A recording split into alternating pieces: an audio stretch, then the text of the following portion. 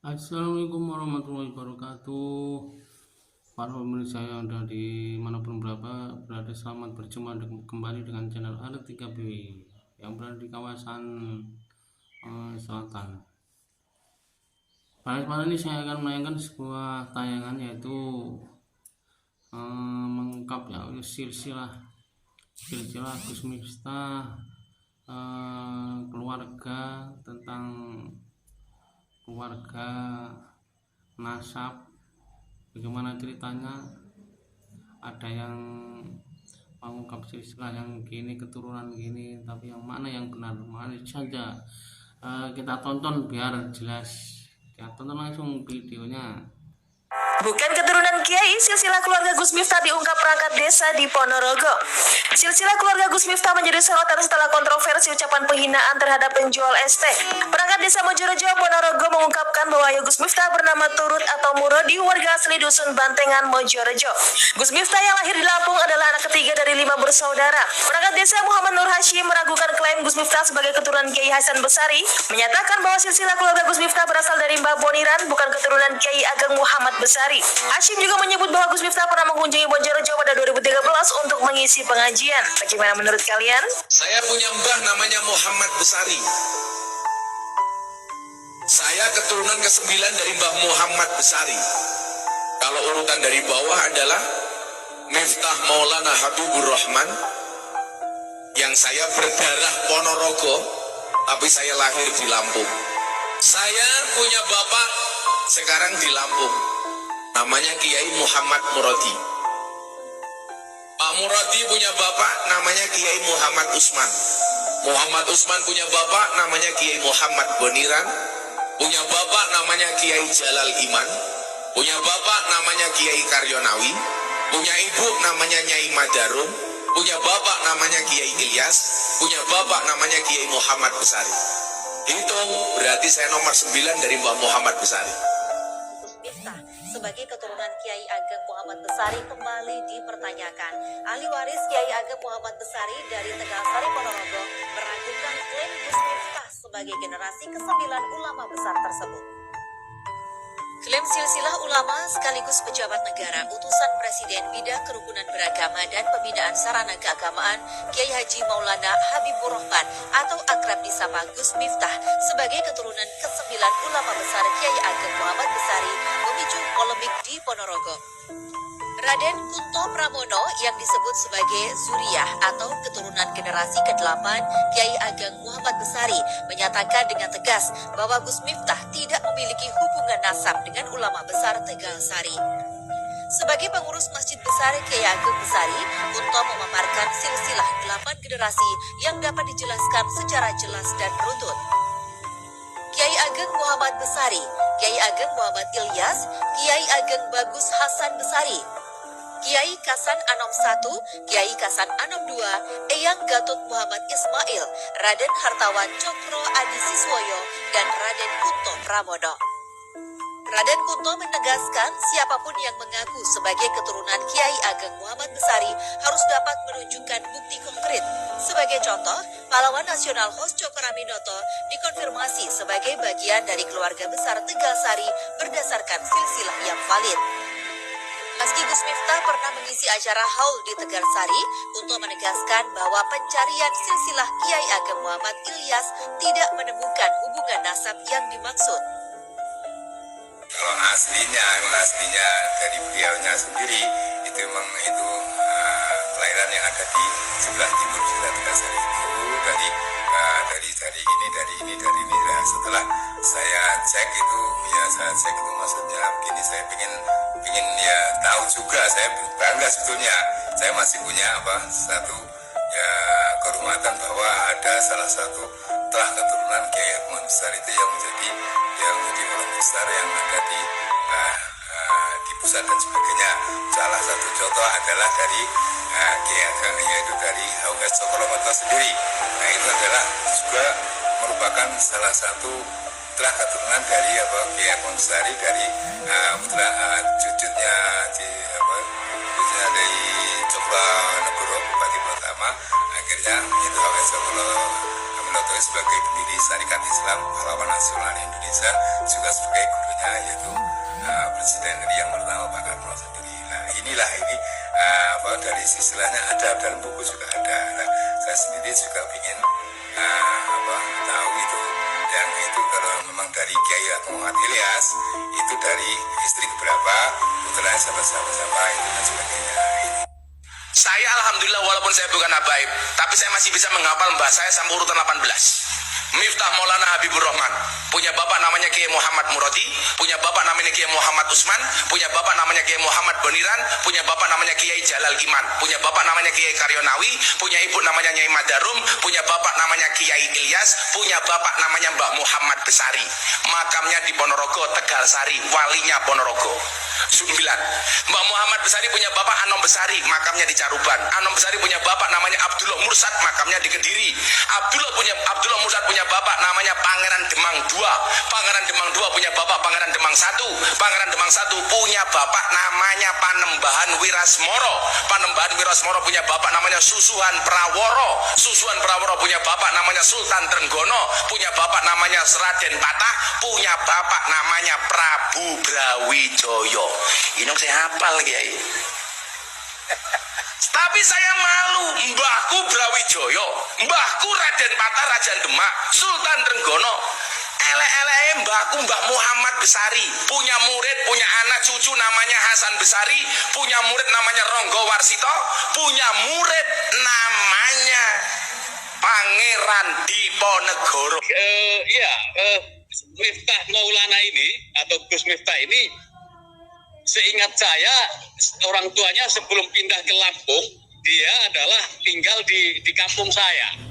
Satu kampung, bahkan ibunya itu satu jamaah, satu majelis yasin, majelis tahlil dengan ibu saya. Jadi saya mengenal baik. Bahasanya pun sebenarnya logatnya, langgamnya, diksinya, itu nomenklaturnya itu ya sama persis dengan saya karena memang satu kampung ya. Nah, apakah dia Gus atau dia keturunan Kiai besar atau semacamnya? Di kampung saya itu sejak saya lahir tahun 70-an awal hingga sekarang ini nyaris tidak ada pendatang. Pendatang itu ya orang mungkin satu atau dua yang kawin nikah dengan orang dari jauh ya. Tapi memang tidak ada pendatang yang secara alami datang ke situ di luar pernikahan. Ada pendatang karena proses pernikahan. Nah, satu kampung, satu desa itu kita saling kenal. Kita bahkan itu ada semacam 2 atau 3 bani, 2 atau 3 keluarga besar, pohon keluarga. Nah, setahu saya memang keluarga Miftah ini adalah pohon leluhurnya ke Ki Ageng Muhammad Besari. Jadi bukan Ki Ageng Hasan Besari, ada kesalahan fatal di sini. Ki Ageng Muhammad Besari itu adalah kakeknya Ki Ageng Hasan Besari. Ki Ageng Muhammad Besari ini punya putra namanya Kiai Ilyas. Kiai Ilyas ini punya putra namanya Kiai Hasan Besari. Kiai Hasan Besari ini masa mudanya, masa pendadarannya, masa ketika ditempa di pesantren, itu satu generasi dengan Raden Ngabehi Ronggo Warsito, pujangga terakhir Mataram Islam. Nah, berbarengan dengan Kiai Hasan Besari, kemudian Ronggo Warsito, itu adalah kakek buyut saya yang oleh bapak saya namanya dilekatkan ke saya, Ki Ageng Basyariah. Jadi Muhammad Besari, kemudian Hasan Besari, kemudian Basyariah, ini 3 orang yang berbeda. Mohon maaf bagi yang di luar daerah kami mungkin kurang memahami kemiripan-kemiripan ini, seakan-akan sama. Saya sering disamakan bahwa Soleh Basyari itu dikira saya ini adalah punya leluhur besar Ki Ageng Muhammad Besari. Padahal leluhur saya, Basyariah itu adalah santrinya atau cucu santri dari Ki Ageng Muhammad Besari. Kakek saya, kakek buyut saya ini Ki Ageng Basyariah ini satu generasi dengan Ronggo Warsito, satu generasi dengan Kiai Muhammad Besari. Kiai Hasan Besari, maaf. Kiai Hasan Besari ini punya ayah Kiai Ilyas. Kiai Ilyas punya ayah namanya Ki Ageng Muhammad Besari, pendiri pesantren Tegal Sari yang sangat terkenal itu. Nah, apa namanya? Kalau dari silsilah leluhur, nyaris satu kampung itu memang semuanya pohon besarnya ke sana. Kenapa gitu? Ya karena tiap halal bihalal keluarga tiap tahun tiap Syawal itu ketua atau sesepuh bani atau sesepuh keluarga besar itu biasanya tradisi kami membacakan leluhurnya sampai kepada puncak yang dituju. Kalau dia menyebut turunan ke-9, ya berarti bapaknya selalu bercerita bahwa Miftah Maulana ini atau Gus Miftah ini adalah cucu atau keturunan ke-9 dari Ki Ageng Muhammad Besari. Lagi-lagi Ki Ageng Muhammad Besari, bukan Ki Ageng Hasan Besari. Tidak ada Ki Ageng Hasan Besari itu. Yang ada adalah Ki Ageng Muhammad Besari. Ki Ageng Muhammad Besari inilah yang nanti insya Allah akan dijadikan nama atau perubahan nomenklatur dari IAIN Ponorogo menjadi UIN Ki Ageng Muhammad Besari. Mungkin itu dulu Mas Yusuf. Oke, artinya dari sisi silsilah Gus Miftah itu memang yang Anda kenal ini kan ada kawan kecil lah ya, kawan kecil Gus Miftah. Memang keturunan di situ keluarga kiai dan keluarga pondok pesantren. Begitu. Iya, Ki Ageng Muhammad Besari ini menamai pesantrennya itu Gebang Tinatar. Pesantren Gebang Tinatar. Sampai sekarang pesantren itu masih ada dan namanya sama. Nah, nama Gebang Tinatar ini kemudian menginspirasi pada pesantren-pesantren yang mengindo-pekis itu dengan nama kampung atau nama yang sesuai dengan nomenklatur Jawa. Tidak ada nama Arab. Nama ini kemudian diadopsi oleh Gontor menjadi pesantren Gontor. Diadopsi oleh Tebu Ireng menjadi pesantren Tebu Ireng, diadopsi oleh banyak pesantren yang menggunakan nama daerah, nama kampung. Gontor itu mengubah menjadi pondok modern Darussalam Gontor itu belakangan saja. Tapi awalnya adalah pondok modern Gontor, nama kampung itu. Nah, salah satu dari leluhur Ki Ageng Muhammad Besari ini yang melahirkan Gontor itu. Kemudian yang melahirkan Haji Umar Said Cokroaminoto, Bos Cokroaminoto. Pemimpin kaum pergerakan pada masa akhir penjajahan yang dia mendidik semua anak bangsa mulai Soekarno, Semaun, Sekar Maji Marijan Kartosuwiryo, Muso dan lain-lain. Itu adalah anak didik atau anak cucu yang dilahirkan oleh Ki Ageng Muhammad Besari dalam sosok namanya Bos Cokroaminoto ini. Nah, Cokroaminoto sebenarnya punya tali temali dengan Miftah Maulana ini, dengan Gus Miftah itu sebagai satu jalur keturunan dengan Ki Ageng Muhammad Besari. Kalau saya tidak punya, saya ini hanya cucu murid ya dari Ki Ageng Muhammad Besari. Namanya Ki Ageng Basyariah itu. Cuman memang Ki Ageng Basyariah ini juga bukan orang biasa karena salah satu dari cucunya itu kemudian diperistri oleh Kiai Hasyim Asy'ari pendiri Tebu Ireng, Nyai Nafikoh Hasyim Asy'ari. Yang jadi neneknya Gus Dur, kakeknya Gus Dur itu. Bahkan dulu masa kecilnya Gus Dur juga di situ. Kampung namanya Sewulan Madiun. Jadi Gus Miftah ini di samping punya leluhur besar, dia ini juga menjadi salah satu ikon tokoh dari salah satu perguruan tinggi atau salah satu perguruan pencaksilat terbesar di negeri ini, salah satu perguruan pencaksilat terbesar di Karesidenan Madiun. Saya tidak menyebut perguruan silatnya ini. Jadi dia menjadi kebanggaan perguruan silat dia, sekaligus kebanggaan warga Ponorogo, dan juga kebanggaan pesantren Tegalsari. Tapi ketika dia dengan besar hati, karena tekanan publik dan macam-macam, untuk kondusivitas dan lain-lain, saya menghormati, saya respect itu. Itu sebuah langkah politik yang sangat dewasa, dan tanpa harus menyebut bahwa dia menikmati fasilitas atau belum, menikmati fasilitas negara atau belum, itu soal lain.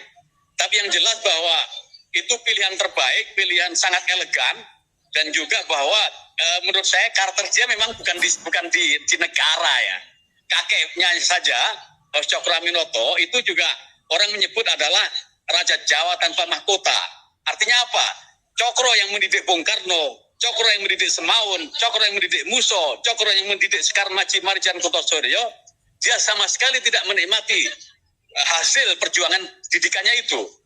Dia tidak pernah menjabat jabatan publik ketika awal Republik atau bahkan sebelumnya sebagai guru bangsa sejati.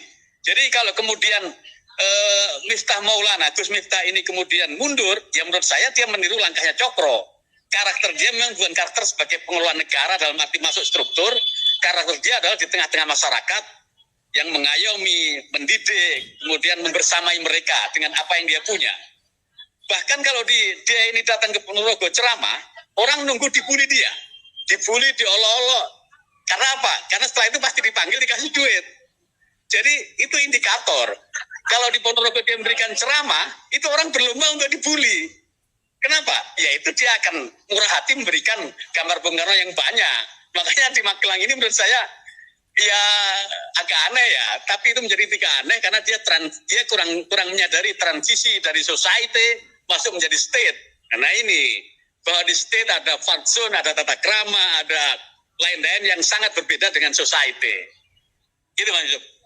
Oke, jadi menurut Anda ini Gus Miftah itu dalam ceramahnya memang dikenal guyon, seringkali guyon, kemudian juga ngerosting lah ya, ngerosting orang. Ini kan sering ngerosting orang tuh.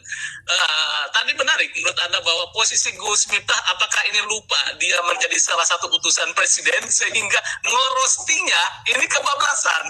Bagaimana menurut Anda nih? Iya, dia berarti memang bukan sosok politisi. Dia itu sosok dengan karakter warok ya, karakter asli orang Ponorogo, karakter reog. Karakter reog itu kan karakter yang tanpa topeng, karakter tanpa penutup, tanpa masker. Jadi ngomong belakotang, ngomong apa adanya. Dan di Ponorogo itu memang orang kalau terlalu banyak basa-basi, terlalu banyak, iya, Ki Ageng Muhammad Besari ini menamai pesantrennya itu Gebang Tinatar. Pesantren Gebang Tinatar. Gebang Tinatar. Sampai sekarang pesantren itu masih ada dan namanya sama. Nah, nama Gebang Tinatar ini kemudian menginspirasi pada pesantren-pesantren yang mengindo-pekis itu dengan nama kampung atau nama yang sesuai dengan nomenklatur Jawa. Tidak ada nama Arab. Nama ini kemudian diadopsi oleh Gontor menjadi pesantren Gontor. Diadopsi oleh Tebu Ireng menjadi pesantren Tebu Ireng. Diadopsi oleh banyak pesantren yang menggunakan nama daerah, nama kampung. Gontor itu mengubah menjadi Pondok Modern Darussalam. Gontor itu belakangan saja, tapi awalnya adalah Pondok Modern Gontor, nama kampung itu. Nah, salah satu dari leluhur Ki Ageng Muhammad Besari ini yang melahirkan Gontor itu. Kemudian yang melahirkan Haji Umar macam-macam, atau garing lah istilahnya. Yo, ceramah itu ditinggalkan. Memang ceramah-ceramah yang isinya lucu-lucu disabar di situ karena bayar dan semacamnya. Nah ini kan kita harus lebih jernih melihat persoalan ini. Di tengah apa? Karena saya ini seorang kiai, wilayah saya adalah pesantren dan masjid. Wilayah saya di tengah-tengah masyarakat. Wilayah saya adalah society.